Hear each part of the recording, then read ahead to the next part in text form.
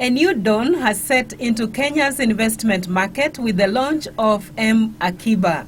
We are world famous for payment systems, electronic payment systems. We do borrow money through the mobile. We save through the mobile. And a lot of things today we do through the mobiles. Today, family marks another milestone.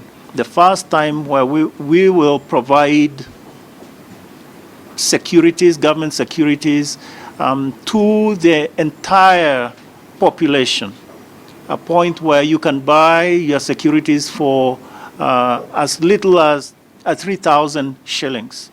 The new innovation that will be offered through M-Pesa and Airtel Money will see Kenyans from the lower ranks invest a minimum of 3,000 shillings in the Treasury bond. It's a complicated product. We needed to get it right. We don't have any other country that can sell government securities via mobile. So Kenya will be the first, is to encourage savings and, of course, an investment culture among Kenyans. As long as the government is committed to keep inflation at around 5 or not more than 7.5, 10% is obviously giving you a good real return. That is 10 minus the inflation. M-Akiba, which follows the success of such innovations such as M-Pesa, will use the mobile technology, allowing investors to subscribe, pay the subscription fee, as well as earn interest using the Safaricom and Airtel Kenya networks. Treasury bills are risk-free. So when you invest, don't worry about defaults, don't worry about anything. You are very safe.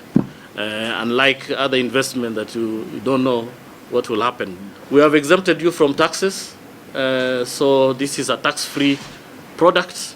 With 23 million mobile subscribers, the government hopes M-Akiba will be successful ahead of the main launch, targeting 5 billion shillings in June this year to finance infrastructure projects.